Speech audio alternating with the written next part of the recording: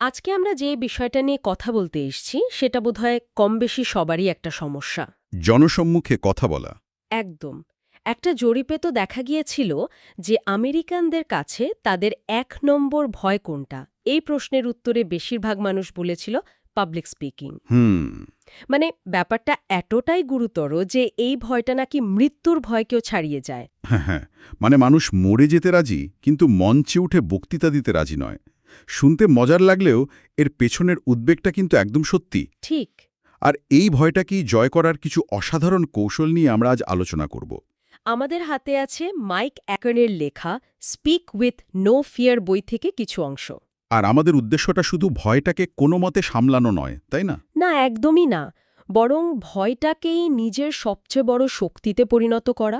দারুণ। আর এই যাত্রার শুরুতেই লেখক আমাদের এমন একটা জায়গায় নিয়ে যান, যেটাই ভয়ের উৎসটা, মানে চোখে আঙুল দিয়ে দেখিয়ে দেয়। তার নিজের জীবনের ঘটনাটা। হ্যাঁ, ক্লাস 7-এ পড়ার সময় উনি মেক্সিকোর এক নতুন স্কুলে ভর্তি হন।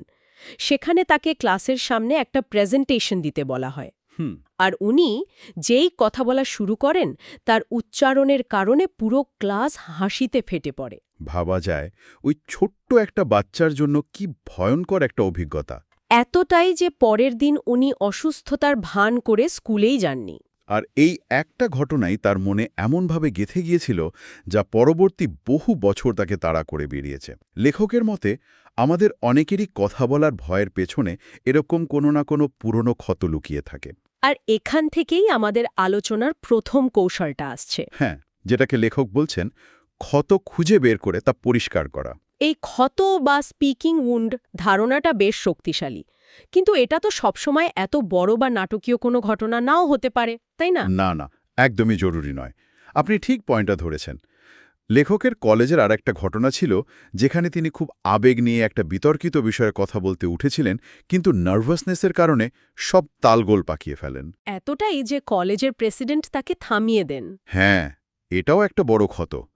কিন্তু অনেক সময় বারবার ক্লাসে প্রশ্ন করতে গিয়ে শিক্ষকের বকা খাওয়া বা বন্ধুদের সামনে কথা বলতে গিয়ে আটকে যাওয়া, এই ছোট ছোট ঘটনাগুলো জমাট বেঁধে একটা বড় মানসিক বাধা তৈরি করতে পারে। লেখকের মতে এই পুরনো ক্ষতটা খুঁজে বের না করে তার উপর আত্মবিশ্বাসের প্রলেপ দেওয়াটা, কি বলে, অনেকটা সংক্রমিত ক্ষতের উপর ব্যান্ডেজ লাগানোর মতো। বাইরে থেকে ঠিক মনে হবে, কিন্তু ভেতরটা সারবে না। একদম। তাহলে এই ক্ষত সারানোর উপায় কি?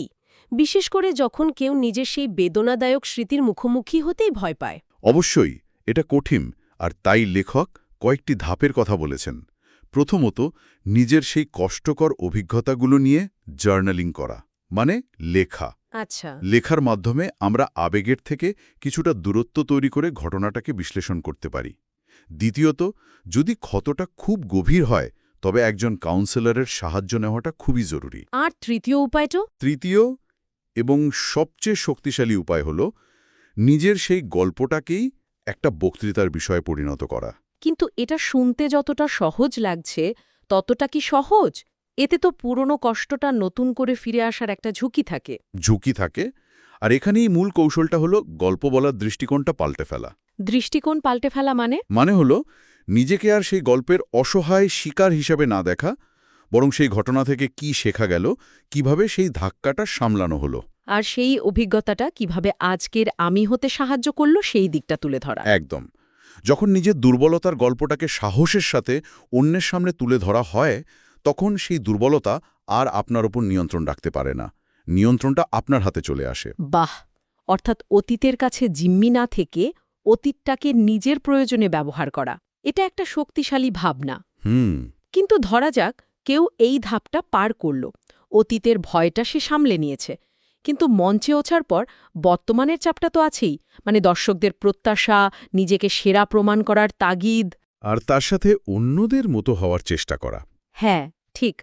এই চাপটা তো নতুন করে ভয় তৈরি করে। আপনি একেবারে পরের ধাপে চলে এসেছেন। অতীতে ক্ষত সারানোর পর বর্তমানের এই ফাঁকটাতেই অনেকে আটকে যায়। লেখক এই কৌশলটাকে বলছেন তুমিই থাকো। You be you. হ্যাঁ, বহু বক্তা মঞ্চে উঠে অন্য কারো একটা মুখোশ পরার চেষ্টা করেন। হয়তো তার পছন্দের কোনো টেড স্পিকার বা কোনো ধর্মগুরুর বাচনভঙ্গি নকল করেন। আর লেখক বলছেন এই কাজটা ভয়কে কমানোর বদলে দ্বিগুণ বাড়িয়ে দেয়। এটা বোঝানোর জন্য তিনি ডাম্বেলের যে উপমাটা ব্যবহার করেছেন সেটা কিন্তু অসাধারণ। হ্যাঁ, উপমাটা দারুণ। ভাবুন, আপনার এক হাতে আছে আপনার বক্তব্যের বিষয়বস্তু বা কন্টেন্ট। ধরা যাক এটা একটা 10 পাউন্ডের ডাম্বেল। আর অন্য হাতে আছে আমার ব্যক্তিত্ব, আমার কথা বলার নিজস্ব ধরন, আমার সত্তা। ঠিক, এটাও আরও একটা 10 পাউন্ডের ডাম্বেল। যদি দুটোকেই ভালোভাবে আঁকড়ে ধরা যায়, মানে নিজের কন্টেন্ট জানা থাকে আর নিজের ব্যক্তিত্বকেও সহজভাবে গ্রহণ করা হয়, তাহলে ওজন দুটো শরীরের কাছে থাকে। এটা বহন করা অনেক সহজ।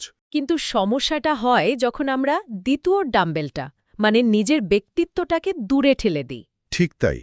যখনই আপনি অন্য কারো ব্যক্তিত্ব নকল করার চেষ্টা করছেন, আপনি আসলে আপনার দ্বিতীয় ডাম্বেলটা হাত সোজা করে শরীর থেকে যতটা সম্ভব দূরে ধরে রাখার চেষ্টা করছেন। আর যে কেউ এটা করে দেখতে পারে। 10 পাউন্ডের একটা ওজন বুকের কাছে ধরে রাখা যতটা সহজ, হাত বাড়িয়ে দূরে ধরে রাখা ততটাই কঠিন। হাত কাঁপতে শুরু করবে, ভারসাম্য রাখা যাবে না, আর সমস্ত মনোযোগ ওই কাঁপুনো হাতটার দিকে চলে যাবে। মঞ্চেও ঠিক এটাই হয়। নিজের বক্তব্য ভুলে গিয়ে বক্তা ভাবতে শুরু করে, আমাকে কি ঠিক তার মতো লাগছে, আমার গলার স্বর কি ঠিক আছে। আর এই চিন্তাই আত্মবিশ্বাসকে পুরোপুরি শেষ করে দেয়। কিন্তু একটা প্রশ্ন এখানে আসে, আমরা তো সবসময় বলি যে সফল মানুষদের অনুকরণ করে শেখা উচিত।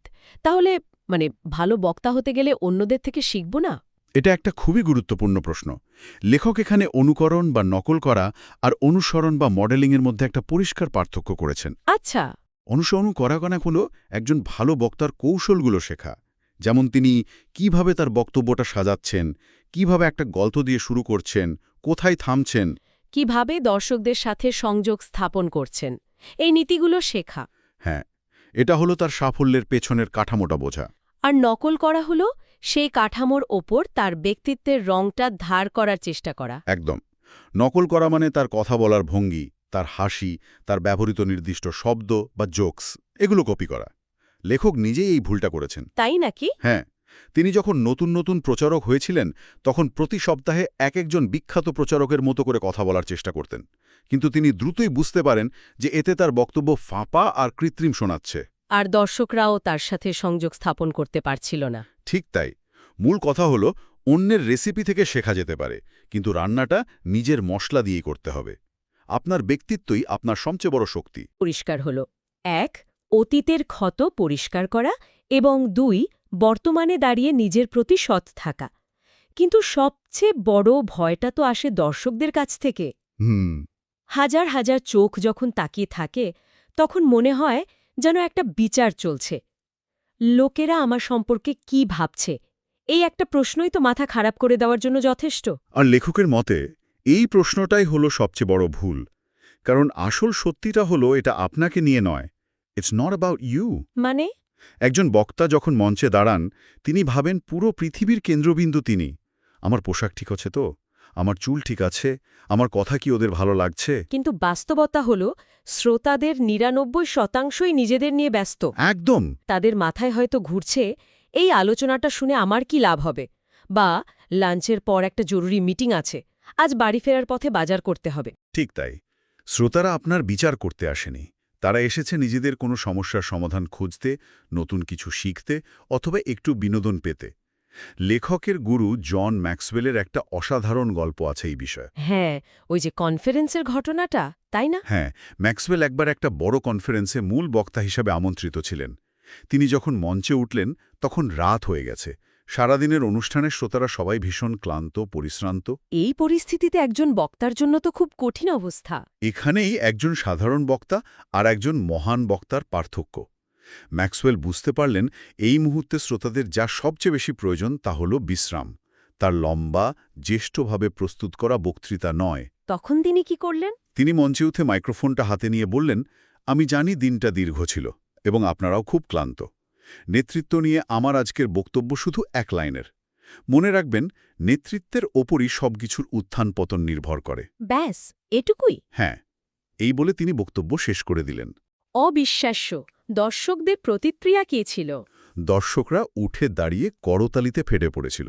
কারণ ম্যাক্সওয়েল সেই মুহূর্তে নিজের পারফরম্যান্স, নিজের ইগো বা নিজের প্রস্তুতি নিয়ে ভাবেননি। তিনি ভেবেছিলেন দর্শকদের কথা। তাদের প্রয়োজনকে সম্মান জানিয়েছিলেন। একদম। যেই মুহূর্তে চিন্তার কেন্দ্রবিন্দু আমি থেকে সরে গিয়ে শ্রোতাতে চলে আসবে, ভয় এমনিতেই কমে যাবে। কারণ তখন লক্ষ্য আর নিজেকে হেবাত প্রমাণ করা থাকে না, লক্ষ্য হয়ে দাঁড়ায় মানুষের সেবা করা। এই ধারণাটা ভয়কে দেখার পুরো দৃষ্টিকোণটাই বদলে দেয়। কিন্তু একটা প্রশ্ন থেকেই যায়, ভয় বা নার্ভাসনেস কি তাহলে পুরোপুরি দূর করা সম্ভব?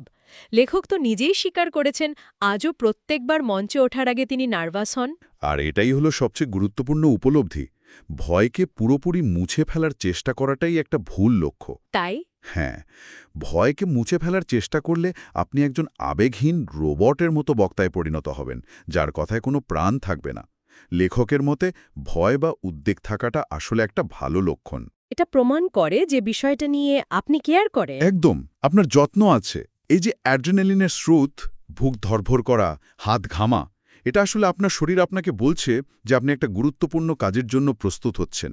সমস্যাটা এই শক্তিটা নয়, সমস্যা হলো এই শক্তিটাকে আমরা কোন পথে চালনা করছি। আর এখানেই লেখকের সেই জলবিদ্যুৎ বাঁধের উপমাটা আসে। এটা আমার বইয়ের সবচেয়ে পছন্দের অংশ। হ্যাঁ, উপমাটা অসাধারণ। একটা বাঁধ কিন্তু নদীর প্রবল স্রোতকে থামিয়ে দেয় না বা নষ্ট করে না, বরং সেই উদ্দাম শক্তিকে একটা কাঠামোর মধ্যে দিয়ে আটকে ধরে, নিয়ন্ত্রণ করে। এবং তাকে বিদ্যুতের মতো গঠনমূলক শক্তিতে রূপান্তরিত করে, যা দিয়ে পুরো শহর আলোকিত হয়। ভয়টাও ঠিক সেই নদীর স্রোতের মতো। ঠিক, একে দমন করার চেষ্টা করলে এটা আপনাকে ভাসিয়ে নিয়ে যাবে। এর বদলে আপনাকে একটা মানসিক বাঁধ তৈরি করতে হবে, যা এই নার্ভাস এনার্জি বা শক্তিকে আপনার বক্তব্যের জ্বালানিতে পরিণত করবে। তাহলে সেই বাঁধের পেনস্টক বা শক্তি নির্গমনের পথগুলো কি কি? কিভাবে আমরা এই জমে থাকা অ্যাড্রিনালিনকে ইতিবাচকভাবে প্রকাশ করতে পারি? লেখক এখানে ৩টি প্রধান পথের কথা বলেছেন। প্রথমটা হল বক্তৃতার মাঝে ইচ্ছাকৃতভাবে এবং কৌশলগতভাবে থামা, পজ। মানে যখন খুব নার্ভাস লাগছে তখন আরও দ্রুত কথা না বলে থেমে যাওয়া। একদম। একটা গুরুত্বপূর্ণ পয়েন্ট বলার পর ২-৩ সেকেন্ডের জন্য একদম চুপ করে যান। এই নীরবতা শুধু শ্রোতাদের মনোযোগী আকর্ষণ করবে না, এটা আপনাকে ডিপলি শ্বাস নেওয়ার এবং নিজের চিন্তাকে গুছিয়ে নেওয়ার সুযোগ দেবে। দ্বিতীয়টা হলো নড়াচড়া করা। অনেকে নার্ভাস হয়ে এক জায়গায় জমে যায় বা অর্থহীনভাবে পায়চারি করে। ঠিক। এর বদলে লেখক বলছেন উদ্দেশ্যমূলকভাবে মঞ্চে নড়াচড়া করার কথা। Purposeful movement. আপনার জমে থাকা শক্তিটাকে পায়ে চালিত করুন। যখন আপনি আপনার বক্তব্যের একটা নতুন অংশে যাচ্ছেন, তখন মঞ্চের এক পাশ থেকে হেঁটে আরেক পাশে যান। আর হাত দিয়ে ইশারা করা। হ্যাঁ, যা আপনার কথার সাথে অর্থবহভাবে যুক্ত। শক্তিটা শরীরে আটকে না রেখে তাকে প্রকাশ হতে দিন। আর তৃতীয় এবং সবচেয়ে শক্তিশালী পথটা হলো আবেগ বা প্যাশন। হ্যাঁ, আপনার ভয়, আপনার অ্যাড্রেনালিন, এগুলো সবই তীব্র আবেগ। এই আবেগকে চাপা না দিয়ে আপনার বক্তব্যের মূল বার্তার প্রতি যে আবেগ, সেটার সাথে জুড়ে দিন। যে বিষয়টা নিয়ে কথা বলছেন সেটার প্রতি কেন এত যত্ন, কেন এটা এত গুরুত্বপূর্ণ, সেই অনুভূতিটা প্রকাশ করা। একদম। আপনার গলার স্বরে, আপনার চোখের দৃষ্টিতে সেই আবেগটা ফুটে উঠলে দর্শকরা আপনার নার্ভাসনেস দেখবে না, তারা আপনার সততা আর আন্তরিকতা দেখবে। তখন ভয়টা আর ভয় থাকে না, ওটা প্যাশনে রূপান্তরিত হয়। তাহলে পুরো আলোচনাটা সারসংক্ষেপ করলে যা দাঁড়াচ্ছে তা হল জনসমক্ষে কথা বলার ভয় কাটানোর মূল চাবিকাঠি কোনো ম্যাজিক ট্রিক্স নয়, এটা দৃষ্টিভঙ্গির একটা আমূল পরিবর্তন। ভয়কে শত্রু হিসেবে না দেখে তাকে নিজের শক্তির উৎস হিসেবে দেখা। এটা একটা ৪ ধাপের যাত্রা। হ্যাঁ, প্রথমে অতীতের ক্ষতকে খুঁজে বের করে তাকে স্বীকার করা এবং সারিয়ে তোলা। তারপর বর্তমানে দাঁড়িয়ে অন্য কারো মতো হওয়ার চাপ থেকে মুক্ত হয়ে নিজের প্রকৃত সত্তাকে গ্রহণ করা। সেবাকে মূল লক্ষ্য বানানো। এবং সবশেষে ভয় নামক অনিবার্য শক্তিকে দমন না করে তাকে আবেগ, গতি এবং নিয়ন্ত্রণের মাধ্যমে নিজের বক্তব্যের জ্বালানিতে পরিণত করা। তখন আর মঞ্চটা বিচারালয় মনে হয় না, মনে হয় সেবা করার একটা সুযোগ। এই আলোচনার শেষে আমাদের শ্রোতাদের জন্য একটা প্রশ্ন রেখে যেতে চাই। একবার ভাবুন তো, যদি কথা বলার ভয় কোনো বাধাই না হতো, বরং ভেতরের অ্যাড্রিনালিন যদি আবেগের জ্বালানি হিসেবে কাজ করত, তাহলে কোন সেই বার্তা, কোন সেই গল্প যা সবচেয়ে বেশি আগ্রহ আর প্যাশন নিয়ে পৃথিবীর সামনে তুলে ধরা যেত?